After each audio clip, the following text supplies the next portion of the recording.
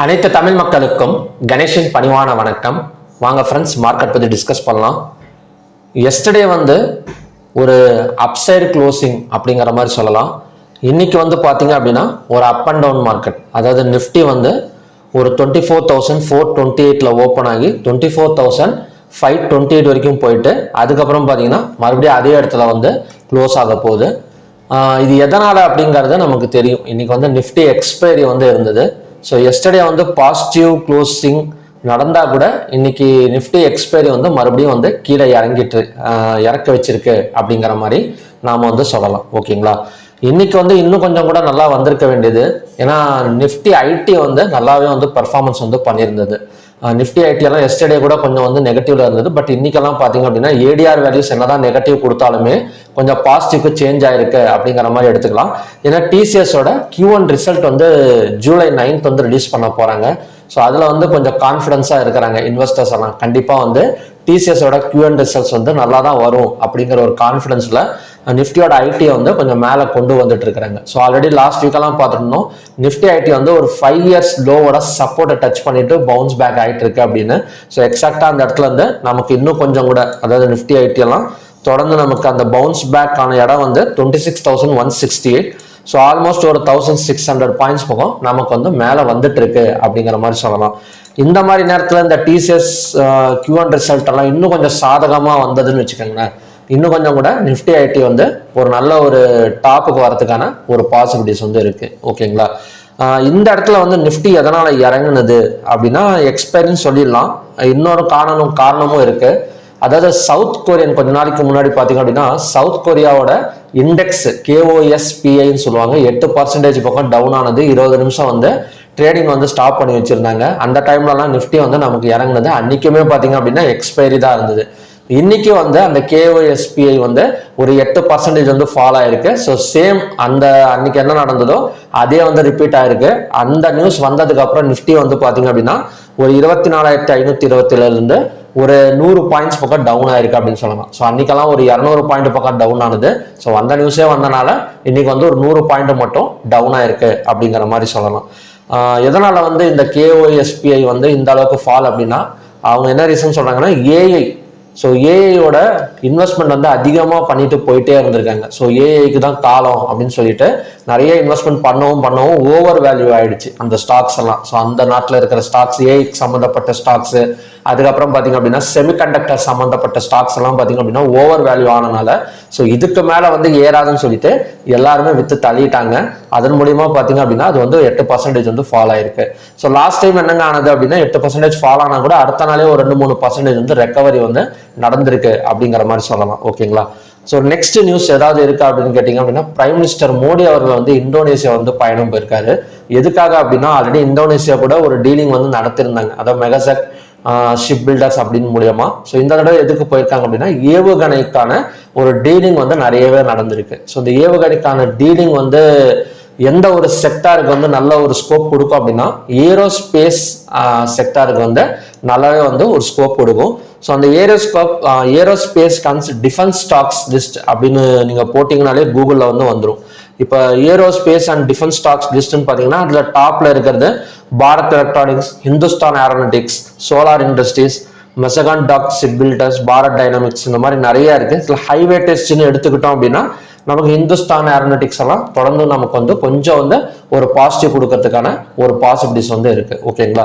So இந்த dealing மூலியமா நிறைய ஆர்டர்ஸ் இந்த சம்பந்தப்பட்ட ஸ்டாக்ஸுக்கு, இந்த இண்டஸ்ட்ரீஸ், இந்த கம்பெனிஸுக்கெல்லாம் நிறைய ஆர்டர்ஸ் வரதுனால கண்டிப்பா ஒரு குறுகிய காலத்துல, அதாவது ஒரு 3 months இல்ல 4 monthsல இந்த மாதிரி ஸ்டாக்ஸ் ஒரு நல்ல பாசிட்டிவ் சைடு பெர்ஃபார்மன்ஸ் கொடுக்கறதுக்கான ஒரு பாசிபிலிட்டிஸ் நிறையவே இருக்கு. ஓகேங்களா? நெக்ஸ்ட் நிஃப்டியோட மூவ்மெண்ட் எப்படி இருக்கும் அப்படின்னு பார்க்கறதுக்கு முன்னாடி ஒரு சில டேட்டாஸ் நாம பார்த்துட்டு வந்துடலாம். நெக்ஸ்ட் ஸ்டாக் ஹீட் மேப் எடுத்துக்கிட்டோம் அப்படின்னா ஐடி செக்டார் நல்லா இருக்கு. ஐடி செக்டார்ல எந்த ஒரு ஸ்டாக்குமே கீழே இறங்கல, விப்ரோவை தவிர. எல்லாமே ஒரு 2%க்கு மேலதான் நமக்கு க்ளோசிங் கொடுத்துருக்கு. ஓகேங்களா? பேங்கிங் அண்ட் ஃபினான்ஸ் செக்டாரும் ஸ்ட்ராங்கா இருக்கு. பட் பேங்கிங் அண்ட் ஃபினான்ஸ் செக்டார்ல என்ன ஒரு பிரச்சனை அப்படின்னா ஹைவேட்டேஜ் ஸ்டாக்ஸ்ல பணத்தை எடுத்திருக்காங்க அப்படிங்கிற மாதிரி சொல்லலாம். நெக்ஸ்ட் ரிலையன்ஸ் ஆல்மோஸ்ட் நமக்கு மைனஸ் தான். ஸோ ரிலையன்ஸை பொறுத்த வரைக்கும் ஒரு பெரிய growth எல்லாம் எதுவுமே கொடுக்கல. அதாவது மார்க்கெட் கேபிட்டலைசேஷன்லேயே அதிகமாக இருக்கிற ஒரு சில ஸ்டாக்ஸில் ரிலையன்ஸ் ஒன்று, ஹெச்டிஎஃப்சி இதெல்லாம் ஒன்று. ஹெச்டிஎஃப்சி கூட நல்ல ஒரு பர்ஃபார்மன்ஸ் கொடுத்துட்டு இருக்கே தவிர ரிலையன்ஸ் மட்டும்தான் இப்போதைக்கு வந்து கொஞ்சம் தடுமாறிட்டு இருக்கு அப்படிங்கிற மாதிரி சொல்லலாம். ஸோ மற்றபடி ஒரு நியூட்ரல் க்ளோசிங்காக வந்து இதை வந்து எடுத்துக்கலாம். ஒரு பாசிட்டிவா நெகட்டிவான்னு கேட்டிங்க அப்படின்னா ஒரு 65% வந்து பாசிட்டிவ், 35% வந்து நெகட்டிவா வந்து க்ளோசிங் வந்து கொடுக்க போகுது. நெக்ஸ்ட் வந்து குளோபல் இண்டெக்ஸ் எப்படிங்க இருக்கு அப்படின்னா அதுவுமே வந்து பெரிய மூவ்மெண்ட் கிடையாது. ஒரு 2-3 பாயிண்ட் மட்டும்தான் மேலையும் கீழேயும் வந்து போயிட்டு இருக்கு. அடுத்தது ஓப்பன் இன்ட்ரெஸ்ட் டேட்டாவை பொறுத்த வரைக்கும் கால் ஆப்ஷனை பை பண்ணி புட் ஆப்ஷனை செல் பண்ணியிருக்கிற மாதிரி தான் இன்னைக்கு எக்ஸ்பைரி வந்து க்ளோஸ் ஆயிருக்கு. நெக்ஸ்ட் வந்து என்எஸ்சியில் பார்த்தீங்க அப்படின்னா 3308 ஸ்டாக்ஸ் வந்து ட்ரேட் ஆயிருக்கு. அதில் அட்வான்ஸ் வந்து 1208, டிக்ளைன்ஸ் வந்து 1998, அன்சேஞ்ச் வந்து 102. 52 வீக் ஹைல வந்து 97 ஸ்டாக்ஸும் இன்னுமே இருக்கு. அது வந்து பாத்தீங்க அப்படின்னா ஸ்மால் கேப் ஸ்டாக்ஸ் கிடையாது, மிட் கேப் ஸ்டாக்ஸ் இருக்கு. ஸோ எஸ்டர்டேவே நம்ம வந்து மிட் கேப்பை பத்தி பேசியிருந்தோம்.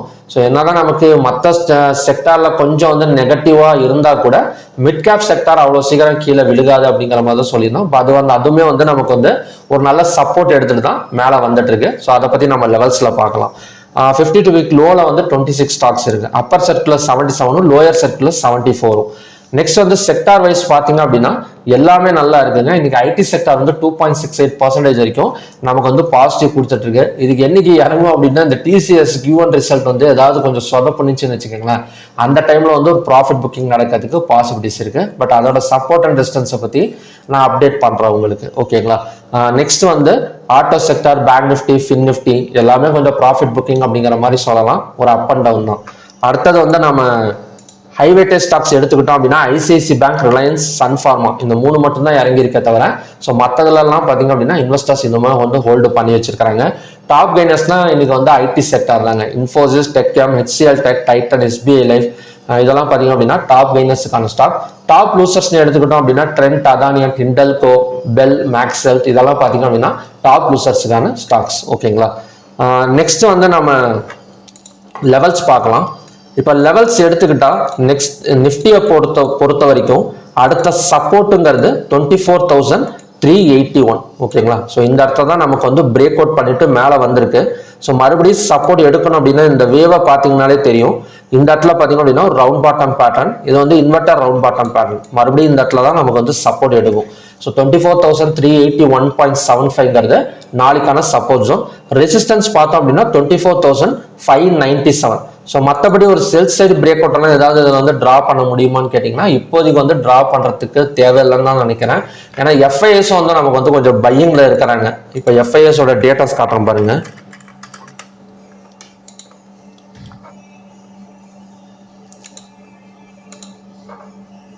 எஃப்ஐயோட டேட்டா எப்பவுமே கேஷ்ல வந்து பாருங்க, ஓகேங்களா. ஸோ எஃப்ஐ வந்து பார்த்தீங்க அப்படின்னா 3 ஜூலை 6 ஜூலை ரெண்டு நாளுமே வந்து நமக்கு வந்து பையிங்ல தான் இருக்காங்க. கிட்டத்தட்ட 1500 கோடி ரூபா பையிங்ல இருக்காங்க. மேபி இன்னைக்கு கொஞ்சம் செல்லிங்ல இருக்கிறதுக்கு சான்சஸ் இருக்கு.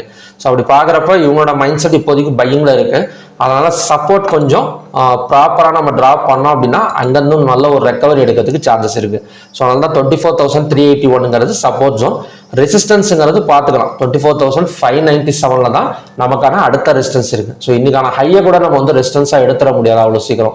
ஏன்னா தொடர்ந்து நமக்கு கொஞ்சம் பாசிட்டிவ் நியூஸும் வந்துட்டு இருக்கனால டிசிஎஸ் Q1 ரிசல்ட்டும் நமக்கு சப்போர்ட் பண்ணிட்டு இருக்கு. ரிசல்ட் வர்றது எங்கேயோ இருக்கு, ஒரு நாள் இருக்கு. பட் இருந்தாலும் கான்ஃபிடன்ஸ்ல தொடர்ந்து ஐடி செக்டார் வந்து பை பண்ணிட்டு இருக்கிறாங்க, பார்க்கலாம். நெக்ஸ்ட் வந்து பேங்க் நிஃப்டி. ஸோ பேங்க் நிஃப்டியில மட்டும் ஒரு sell side break out point வந்து டிரா பண்ணிருக்கேன். பிகாஸ் ஆஃப் இந்த இடத்துல வந்து ஒரு ஹெட் அண்ட் ஷோல்டர் பேட்டர்ன் வந்து கிரியேட் ஆயிருக்கு. ஸோ இந்த பேட்டர்ன் பார்த்தீங்கன்னா தெரியும்.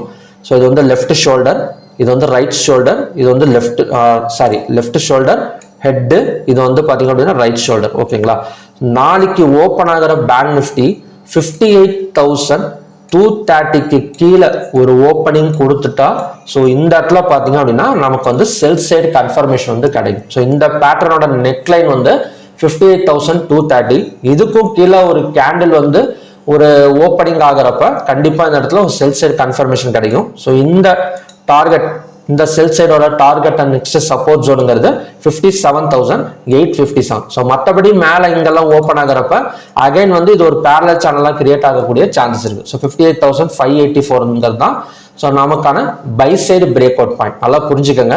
ஸோ இந்த மாதிரி inverted head and shoulder pattern எல்லாம் கிரியேட் ஆனது அப்படின்னா இந்த ஹெட்டை பிரேக் அவுட், இந்த ஹெட்டை வந்து மறுபடியும் ரெசிஸ்டன்ஸா வந்து எடுத்துக்க கூடாது. ஸோ இதை வந்து பை சைடு பிரேக் அவுட்டா தான் நாம வந்து எடுத்துக்கணும். So sell side break out, buy side break out ரெண்டுமே வந்து நோட் பண்ணிக்கோங்க. பை சைடு பிரேக் அவுட்ங்கிறது 58,584. ஸோ இது வந்து இந்த ஹெட்டுக்கான ஹை. செல் சைடு பிரேக் அவுட்ங்கிறது 58,230. ஸோ இது வந்து இந்த இடத்துக்கான ஒரு செல் சைடு வந்து கன்ஃபர்மேஷன். ஓகேங்களா. ஸோ ஆல்மோஸ்ட் அந்த இடத்த பிரேக் அவுட் பண்ணியிருக்கு. பட் க்ளோசிங் வந்து இது வரைக்கும் வந்து வைக்கல. ஓகேங்களா. ஸோ அதனால நாளைக்கு பார்த்துக்கலாம். நெக்ஸ்ட் வந்து சென்செக்ஸ். ஸோ சென்செக்ஸும் பார்த்துட்டீங்க அப்படின்னா சேம் அஸ் ஆஃப் நிஃப்டி 78,153ங்கிறது சப்போர்ட் ஜோன். ஸோ ரெசிஸ்டன்ஸ்ங்கிறது 79,235. இன்னைக்கான ஹையை வந்து நான் ரெசிஸ்டன்ஸாக வந்து எடுக்கல. ஏன்னா இன்னைக்கான ஹையர் ரெசிஸ்டன்ஸாக எடுக்கணும் அப்படின்னா அந்த இடத்துல ஒரு டபுள் டாப் ரெசிஸ்டன்ஸ் ஆச்சு கிரியேட் ஆகணும். ஒரு 5 மினிட்ஸை பிரேக் அவுட் பண்ணால் அந்த மாதிரி நிறைய கண்டிஷன் இருக்கு. ஸோ அதனால தேவையில்லாமல் ஒரு நேக்கடு ரெசிஸ்டன்ஸை வந்து நம்ம வந்து எடுத்துடக்கூடாது. ஓகேங்களா. ஸோ அதனால சப்போர்ட் மட்டும் நான் ட்ரா பண்ணியிருக்கேன் 78,153. ஸோ ஃபின் நிஃப்டிங்கிறது ஃபின் நிஃப்டிக்கு சேம் நமக்கு வந்து பேங்க் நிஃப்டி மாதிரி தான். ஸோ இந்த இடத்துல பார்த்தீங்கன்னா தெரியும் ஒரு ஹெட் அண்ட் ஷோல்டர் பேட்டர்ன் வந்து நமக்கு வந்து கிரியேட் ஆயிருக்கு. Left head right. ஓகேங்களா. இப்போ 26,945 தான் நெக் லைன். இதையும் தாண்டி ஒரு கேண்டில் கீழே க்ளோஸ் வைக்கிறப்ப செல் சைடு கன்ஃபர்மேஷன் கிடைக்கும். ஸோ அந்த இடத்துல வந்து 26,675ங்கிறது நமக்கான support zone. Buy side break out வந்து 27,128. அடுத்தது வந்து நாம மிட் கேப் நிஃப்டியை பார்க்கலாம். ஸோ மிட் கேப் நிஃப்டி எஸ்டர்டேவே நாம வந்து ரெசிஸ்டன்ஸ் வந்து டிராப் பண்ணல, சப்போர்ட் மட்டும் தான் நம்ம டிராப் பண்ணியிருந்தோம். பிகாஸ் ஆஃப் 52 வீக் ஹைல இருக்கிற ஸ்டாக்ஸ் வந்து நிறைய வந்து ஒரு மிட் கேப் ஸ்டாக்ஸ் இருக்கு அப்படிங்கிற மாதிரி தான் பேசியிருந்தோம். 14,519 சப்போர்ட் எடுத்துட்டு நமக்கு மேலே வந்துட்டு இருக்கு. ஸோ நெக்ஸ்ட் ரெசிஸ்டன்ஸ் வேணா 14,703. சப்போஸ் கொஞ்சம் கீழே இறங்கி ஓப்பன் ஆனா கூட மறுபடியும் 14,590 தான் அடுத்த சப்போர்ட் ஜோன். ஓகேங்களா. ஸோ மிட் கேப் நிஃப்டியை பொறுத்த வரைக்கும், மிட் கேப் நிஃப்டி, நிஃப்டி, சென்செக்ஸ் இதை பொறுத்த வரைக்கும் sell side buy side break out point draw பண்ற மாதிரி எந்த பேட்டர்ன் வந்து நமக்கு வந்து கிரியேட் ஆகல. இப்போதைக்கு வந்து சப்போர்ட் வந்து தான் கிரியேட் ஆயிருக்கு. பேங்க் நிஃப்டி அண்ட் ஃபின் நிஃப்டிக்கு மட்டும் ஒரு ஹெட் அண்ட் ஷோல்டர் பேட்டர்ன் வந்து கிரியேட் ஆயிருக்கு. நெக் லைனை பிரேக் அவுட் பண்ணா மட்டும் அந்த இடத்துல வந்து ஒரு செல் சைடு கன்ஃபர்மேஷன் வந்து நம்ம கொடுத்துக்கலாம். ஓகேங்களா. நெக்ஸ்ட் வந்து இந்தியா விக்ஸ் எல்லாம் எதுக்குங்க சப்போர்ட் பண்ணுது அப்படின்னா பையிங்க்கு தானே சப்போர்ட், பையிங்க்கு தான் சப்போர்ட் பண்ணிட்டு இருக்கு. ஏன்னா இந்தியா விக்ஸை பொறுத்த வரைக்கும் லோ ஆக ஆக கிரீடி மார்க்கெட் அப்படிங்கிற மாதிரி எடுத்துக்கலாம். ஓகேங்களா. யூஎஸ்டி ஐஎன்ஆரும் கொஞ்சம் வந்து ஸ்ட்ராங் ஆயிருக்கு. காலையில தான் 95.40 இருந்தது. ஒரு 40 பைசா குறைஞ்சி 95ல வந்து ட்ரேட் ஆயிட்டு இருக்கு. இது ரெண்டுமே வந்து நமக்கு வந்து ஒரு பை சைட் சப்போர்ட் தான் இப்போதைக்கு வந்து இருக்கு. ஸோ அதனால தான் சொல்லியிருந்தேன் நிஃப்டிக்கு வந்து இப்போதைக்கு வந்து ரெசிஸ்டன்ஸ் வந்து டிராப் பண்ண வேணாம். டபுள் டாப் ரெசிஸ்டன்ஸ் எடுத்ததுன்னா இப்போ ஃபார் எக்ஸாம்பிள் இந்த இடத்துல டபுள் டாப் ரெசிஸ்டன்ஸ் எடுக்குதுன்னு வச்சுக்கோங்களேன் இந்த ஹைல. ஸோ இந்த ஹைல வந்து நமக்கு டபுள் டாப் ரெசிஸ்டன்ஸ் எடுக்குது அப்படின்னா ஸோ அந்த இடத்துல ஒரு ரெட் கலர் கேண்டில் ஃபார்ம் ஆகணும். அந்த லோக்கு அந்த கேண்டில் ஃபார்ம் ஆகுது பார்த்தீங்களா, அந்த கேண்டில் லோக்கு கீழே இன்னொரு கேண்டில் க்ளோஸ் வைக்கணும். ஸோ இந்த மாதிரி கொஞ்சம் கொஞ்சமாக தான் நம்ம கன்ஃபர்மேஷன் வந்து தர முடியும். ஸோ இதை நான் ஸ்ட்ரைட்டாக வந்து ஒரே வீடியோவில் வந்து எக்ஸ்பிளைன் பண்ண முடியாது. ஸோ நாளைக்கு சப்போஸ் கிரியேட் ஆனதுக்கப்புறம் கூட நான் வந்து எக்ஸ்பிளைன் பண்ணுறேன். பட் நீங்கள் ட்ரா பண்ணி வச்சுக்கோங்க. ஸோ வாட்ச் பண்ணுங்க. ஓகேங்களா. நெக்ஸ்ட் வந்து க்ரூட் ஆயில். க்ரூட் ஆயில் எப்படிங்க இருக்கு அப்படின்னா இப்போ மார்னிங்ல ஒரு கண்டிஷன் வந்து பார்த்தோம் 6,628 பிரேக் அவுட் பண்ணா ஸோ நமக்கு கண்டினியூஸா மேலே தான் வரும் அப்படின்னு. ஸோ நெக்ஸ்ட் சப்போர்ட் மட்டும் நான் டிரா பண்ணிக்கிறேன். இப்போதைக்கு இதுலயுமே ரெசிஸ்டன்ஸ் வேணாம். ஓகேங்களா. 6,578 தான் க்ரூட் ஆயிலுக்கான. ஏன்னா பை சைட் பிரேக் அவுட் இந்த இடத்துல நடந்திருக்கு. ஸோ இந்த இடம் பார்த்தீங்கன்னா தெரியும் மேலே தான் இதுக்கு முன்னாடி இருக்கிற ஹையை பிரேக் அவுட் பண்ணிட்டு மேலே வந்து க்ளோசிங் வந்து வச்சிருக்கேன். ஸோ இதை தான் நம்ம மார்னிங் வீடியோவில் வந்து டிஸ்கஸ் பண்ணியிருந்தோம் க்ரூட் ஆயிலை பற்றி. ஸோ 6,578ங்கிறது ஈவினிங்கான சப்போர்ட் ஜோன். ஸோ மறுபடியும் ஒரு பிரேக் அவுட் பாயிண்ட்னா 6,627. நெக்ஸ்ட் வந்து natural gas. So natural gas நமக்கே தெரியும் ஒரு எண்டு டு எண்டுக்குள்ளார தான் நமக்கு வந்து போயிட்டு வந்துட்டு இருக்கு. அதாவது 302.1க்கும் 315.9க்கும் பார்த்தீங்க அப்படின்னா ஒரு அப் அண்ட் டவுன்ல போயிட்டு வந்துட்டு இருக்கு. ஸோ நெக்ஸ்ட் ரெசிஸ்டன்ஸ் வந்து பார்த்தீங்க அப்படின்னா 315.9. ஸோ அந்த இடம் வந்ததுக்கு அப்புறம் 5 or 15 minutes candle red colour candle form ஆனது அப்படின்னா ஒரு செல் சைட் கன்ஃபர்மேஷன் வந்து அந்த இடத்துல வந்து கிடைச்சிரும். ஸோ நேச்சுரல் கேஸ் வந்து பிரேக் அவுட் ஆகாதா அப்படின்னு கேட்டிங்க அப்படின்னா இப்போதைக்கு ஸ்ட்ரெயிட் ஆஃப் ஃபார்மஸ் நார்மலாக போயிட்டு இருக்கு. மார்னிங்ல வந்து ஒரு 2 ஸ்ட்ரைக்ஸ் வந்து நடந்திருக்கு ஒரு கப்பல் மேலே அப்படின்னு சொல்லி இருக்கிறாங்க. ஸோ அது வந்து என்ன நாடுதுன்னு இன்னும் சொல்லி கன்ஃபர்மேஷன் வந்து பண்ணலை. ஸோ அதன் மூலியமா கொஞ்சம் நமக்கு வந்து ஆயில் கொஞ்சம் டிமாண்ட்லையும் அதே மாதிரி நேச்சுரல் கேஸ் கொஞ்சம் டிமாண்ட்லையும் போயிட்டு இருக்கு. ஸோ இது வந்து தொடர்ந்தது என்ன சொல்றது அப்படின்னா கண்டினியூ ஆனது இந்த ஸ்ட்ரைக்ஸ் அப்படின்னா அடுத்தடுத்த நாள்ல நமக்கு நியூஸ் வரதான் தெரியும் இது டிமாண்ட் போதா சப்ளைல போதா அப்படின்னு. இப்போதைக்கு வந்து நமக்கு ப்ராப்பரா ஒரு பேரலல் சேனலுக்குள்ளார ரன் ஆயிட்டு இருக்கு. ஸோ அதை மட்டும் நம்ம ஃபாலோ பண்ணிக்கிட்டா போதும். கோல்டு அண்ட் சில்வரை பொறுத்த வரைக்கும் மார்னிங்லேயே நான் எக்ஸ்பெக்ட் பண்ணது தான் கோல்டு சில்வர் வந்து கண்டிப்பாக டவுன் எடுக்கும் அப்படின்னு. ஏன்னா கோல்டெல்லாம் 4195லேயே நம்ம வந்து வாட்ச் பண்ணது தான். ஸோ இந்த இடத்துல இருந்து பார்த்தீங்க அப்படின்னா ஸோ நெக்ஸ்ட் டார்கெட் $4047 அப்படின்னு. ஸோ நமக்கு சப்போர்ட் வேணாம், லோவை பிரேக் அவுட் பண்ணால் கண்டினியூஸாக 1,43,632. ஈவினிங் ரெசிஸ்டன்ஸ் ஜோனுங்கிறது 1,46,311. அடுத்தது silver. So silver also in same condition. ரெசிஸ்டன்ஸுங்கிறது 2,34,104. லோவை பிரேக் அவுட் பண்ணால் 2,24,928 வரைக்கும் வரதுக்கு வாய்ப்புகள் இருக்கு. அடுத்தது வந்து காப்பர். ஸோ காப்பரை பொறுத்த வரைக்கும் சப்போர்ட் வந்து எடுத்திருக்கு இப்போ 1,277.70. ஸோ இதோட டார்கெட் அண்ட் ரெசிஸ்டன்ஸ் வந்து 1,289.10. ஓகேங்களா? ஸோ ஓகே ஃப்ரெண்ட்ஸ், இதுதான் பார்த்தீங்கன்னா அப்படின்னா எம்செக்ஸுக்கான evening support and resistance. Crude oil விட்டுறலாம். ஸோ க்ரூட் ஆயில் வந்து இப்போதைக்கு சப்போர்ட் மட்டும் நம்ம வாட்ச் பண்ணிக்கிட்டா போதும். ஓகேங்களா? 6,578 ரெசிஸ்டன்ஸுங்கிறது இப்போதைக்கு. ஏன்னா இந்த இடம் வந்து ட்ரிபிள் டாப் ரெசிஸ்டன்ஸாக வந்து நான் எடுக்கலை. இந்த இடம் பார்த்தீங்க அப்படின்னா ட்ரிபிள் டாப் ரெசிஸ்டன்ஸாக வந்து நான் எடுக்கல. பேஸ்ட் ஆன் நியூஸை படி இந்த 6,628 பிரேக் அவுட் பண்ணிட்டு ஒரு பை சைடு கன்ஃபர்மேஷன் கொடுத்துருக்கு அப்படிங்கிற மாதிரி தான் நான் வந்து எடுத்திருக்கேன். ஓகேங்களா? ஸோ அதனால இப்போதைக்கு 6,578 ஒரு டெம்பரவரி சப்போர்ட். அது வந்து மூவ்மெண்ட்டுக்கு தகுந்த மாதிரி பார்த்துக்கலாம் நாளைக்கு. ஓகேங்களா? ஸோ ஓகே ஃப்ரெண்ட்ஸ், இதுதான் பார்த்தீங்கன்னா நாளைக்கான கண்டிஷன்ஸ். ஸோ நிஃப்டி பார்க்கலாம். ஸோ நிஃப்டி லாஸ்ட் டைம்ல நமக்கு லாஸ்ட் ஒரு கேண்டில் 3 மணி கேண்டில் வந்து பார்த்தீங்க அப்படின்னா கிட்டத்தட்ட 63 பாயிண்ட்ஸ் பக்கம் டவுன் ஆகிட்டு இருக்கு. பேங்க் நிஃப்டி ஆல்மோஸ்ட் நமக்கு வந்து பிரேக் அவுட் கன்ஃபர்மேஷனும் கொடுத்துருச்சு அப்படிங்கிற மாதிரி நினைக்கிறேன். அதாவது 58,230 வந்து நெக்லைன் வந்து ட்ரா பண்ணியிருந்தேன். ஸோ அதையும் தாண்டி பிரேக் அவுட் கன்ஃபர்மேஷன் வந்து நமக்கு வந்து கொடுத்துருக்கு. பார்க்கலாம் நாளைக்கு இதுக்கு கீழே ஓப்பனிங் ஆனது அப்படின்னா அந்த செல் சைட் கன்ஃபர்மேஷனுங்கிறது நமக்கு இன்னும் கொஞ்சம் வந்து உறுதி ஆகிடும். ஓகேங்களா? பார்க்கலாம் இந்த மாதிரி வந்து ஓப்பன் ஆகுது அப்படின்னு.